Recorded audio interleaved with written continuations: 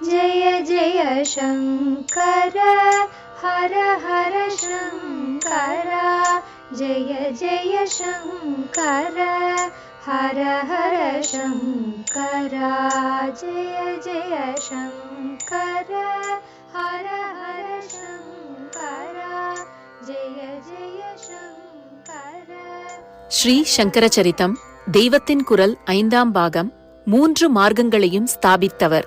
ஞான புஸ்தகங்களிலேயே கர்மானுஷ்டானத்தில்தான் ஆரம்பித்து சாஸ்திரோக்தமாக வர்ணாசிரம தர்மங்களின்படி எல்லாம் பண்ணிக்கொண்டு போக வேண்டும் என்று நிறைய சொல்லியிருக்கிறார். தற்காலத்தில் சமத்துவம் என்று சொல்லி வெறும் லௌகீக விஷயங்களை மட்டும் கவனித்து நாம் ரீஃபார்ம், அதாவது சீர்திருத்தம் என்று சொல்லி டிஃபார்ம் செய்வது போல, அதாவது உருக்குலைப்பது போல ஆச்சாரியால் பண்ணவே இல்லை. இப்போது நாம் காரியத்திலேயே எல்லாம் ஒன்று என்று ஆரம்பித்திருக்கிறோம். ஆனால் நம் மனசிலே ஒற்றுமை பாவம் எல்லாம் ஒன்று என்று லவலேசமாவது இருக்கிறதா? இருந்தால் இத்தனை போட்டி பொறாமை சண்டை சச்சரவு இருக்குமா? சாஸ்திரங்கள் என்ன சொல்கின்றன? அவற்றையே அனுசரித்துப் போன ஆச்சாரியால் என்ன சொன்னார்? சம்ஸ்கார வித்தியாசத்தினால் சிருஷ்டியில் குண கர்மாக்கள் வித்தியாசமாகத்தான் இருக்கும். அந்த வித்தியாசத்தை சமம் பண்ண ஆரம்பித்தால் ஜ்வரக்காரனுக்கு விருந்து சாப்பாடு போடுகிற மாதிரியும் ஆரோக்கியசாலிக்கு மருந்து கொடுக்கிற மாதிரியும் தான் ஆகும். அதனால் எப்படி வித்தியாசப்படுத்தி அவரவரையும் மொத்தத்தில் சகலரையும் முன்னேற்ற வேண்டுமோ அப்படித்தான் காரியங்களையும் அனுஷ்டானங்களையும் பிரித்துக் கொடுக்க வேண்டும்.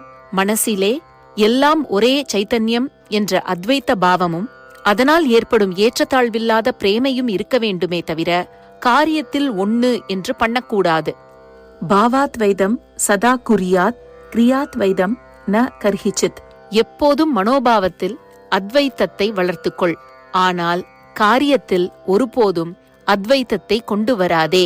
காரியமில்லாத நிலைக்குத்தான் அத்வைத்தம் என்றே பேர் என்பதுதான் சாஸ்திரத்தை அனுசரித்து ஆச்சாரியால் செய்த உபதேசம்.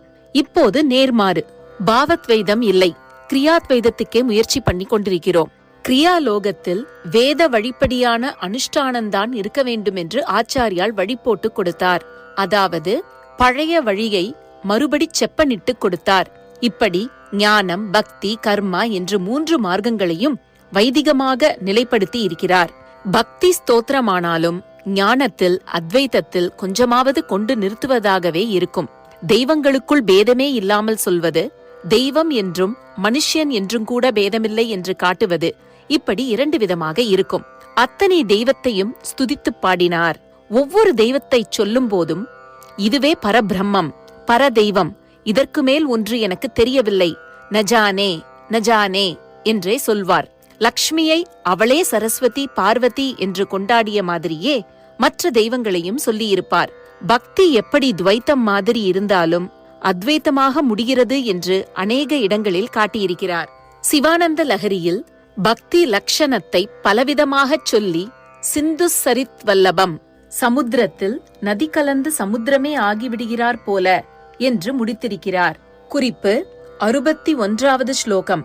சௌந்தர்ய லஹரியில் வேடிக்கையாகச் சொல்வார், பவானி துவம், பவானி நீ, அதாவது என்னை கடாட்சிப்பாயாக என்று பக்தன் ஆரம்பிக்கும் போதே பவானி துவம் என்ற அந்த வார்த்தைகளுக்கு நான் நீ ஆவேன் என்றும் அர்த்தம் பண்ணலாமாதலால் அம்பாள் அப்படி அர்த்தம் பண்ணிக்கொண்டு பக்தனுக்கு அத்வைத்த சாயுஜ்யத்தை கொடுத்து விடுகிறாள் என்கிறார். குறிப்பு 22வது ஸ்லோகம். தேவியின் நாமமான பவானி என்பதையே வினைச்சொல்லாக கொண்டால் நான் ஆவேன் என்று பொருளாகும். நிர்குண பிரம்மமேதான் சகுணமூர்த்தியாக வந்திருப்பது என்று தம்முடைய ஸ்தோத்திரங்களில் ஞாபகப்படுத்திக் கொண்டே இருப்பார். கோவிந்தாஷ்டகம் என்று கிருஷ்ணர் அடித்த கூத்தையெல்லாம் சின்ன ஸ்தோத்திரமாக கொடுத்திருக்கிறார். அதில் எல்லா கூத்தும் அடங்கிப்போன அத்வைத்த வஸ்துதான் இப்படி வந்தது என்றும் சேர்த்து சொல்லிக் கொண்டு போயிருக்கிறார். ஆரம்பமே சத்தியம் ஞானம் அனந்தம் நித்தியம் என்று போட்டிருக்கிறார். ஆச்சாரியால் விஷ்ணு சஹஸ்ர நாமத்திற்கு பாஷ்யம் செய்திருப்பதே சகுண நிர்குணங்களையும் பக்தி ஞானங்களையும் ஒன்றுபடுத்தி காட்டுவதற்குத்தான் என்று சொல்லலாம். அத்வைத்தத்தையும் பக்தியையும் இணைத்து கொடுத்திருப்பதற்கு நீங்கள் அவ்வளவாக கேள்விப்பட்டிராத ஒரு ஸ்தோத்திரத்தில் திருஷ்டாந்தம் காட்டுகிறேன். லக்ஷ்மி நிருசிம்ஹ பஞ்சரத்னம் என்று அதற்கு பெயர். ஆச்சாரியால் நரசிம்மர் விஷயமாக பண்ணியுள்ள கராவலம்ப ஸ்தோத்திரத்தின் அளவுக்கு இது பிரசித்தியாக இல்லை. இதை ஆரம்பிக்கும் போதே ஆச்சாரியால் சொல்கிறார், கண்ணாடி இருக்கிறது, உள்ளே பிரதிபிம்பம் தெரிகிறது, திலகமில்லாமல் அது பால் நெற்றியாக தெரிகிறது, பார்த்தால் நன்றாகவே இல்லை, திலகம் வைக்கணும் என்று தோன்றுகிறது. என்ன பண்ணணும்? கண்ணாடிக்கா பொட்டு வைப்பார்கள்? அது அழுக்காவதாகத்தான் ஆகுமே தவிர வேற என்ன நடக்கும்? பின்னே என்ன பண்ணுவார்கள்? பிரதிபிம்பத்துக்கு மூலமான பிம்ப ஆசாமிக்குத்தான் பொட்டு வைப்பார்கள்.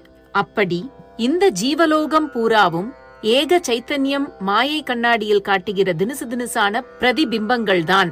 நீயும் அப்படித்தான். உனக்கு ஏதாவது நல்லது பண்ணிக்கொள்ள வேண்டுமானால் அது பொட்டு இட்டு அலங்காரம் பண்ணிக்கொள்கிற மாதிரி நேரே உனக்கே, அதாவது மாயையில் பிரதிபலித்து உண்டான உன் தேக இந்திரியாதிகளுக்கே நீ நல்லது என்று ஒன்றை பண்ணிக்கொண்டால் அது கண்ணாடியில் கருப்பு பூசி அழுக்கு பண்ணும் காரியம்தான். மூல பிம்பம் சைத்தன்யம் என்றால் அதற்கு நான் பண்ணக்கூடியது என்ன இருக்கிறது? முதலில் அது என் மனசுக்கே வரவில்லையே என்கிறாயா? சரி, அதுவேதான் ரூபங்களோடு குணங்களோடு இந்த லட்சுமி நரசிம்ம மூர்த்தியாக வந்திருக்கிறது. அவனுக்கு பஜனை பண்ணு, பூஜை பண்ணு, சதா ஸ்மரணம் பண்ணு. அதுதான் உனக்கு பண்ணிக்கொள்ளும் அத்தனை நல்லதும், திலகதாரணம் முதலான அத்தனை அலங்காரமும் என்று சொல்லியிருக்கிறார். இத்தனை நீட்டாமல் சுருங்கச் சொல்லி விளங்க வைத்திருக்கிறார். இதில் எல்லை கோடியாகத்தான் தட்சிணாமூர்த்தி அஷ்டகத்தில் கூத்து லீலை என்பதே இல்லாமல் ஒரே வேதாந்த தத்துவங்களாகச் சொல்லி அந்த தத்துவ ரூபமாகவே ஸ்ரீ குரு மூர்த்தையே நம, இதம் ஸ்ரீ தட்சிணாமூர்த்தையே என்று ஸ்லோகம் தோறும் முடித்திருக்கிறார். பக்தி ஞானம் இரண்டையும் சேர்த்த உபதேசமாக பஜகோவிந்தம் என்று தேசம் பூரா பஜனை பண்ணிக் கொண்டு போயிருக்கிறார். ஜனங்கள் நல்லதை நல்லபடி எடுத்துச் சொன்னால் உடனே அந்த வழியை ஏற்றுக்கொண்டு விடுவார்கள்.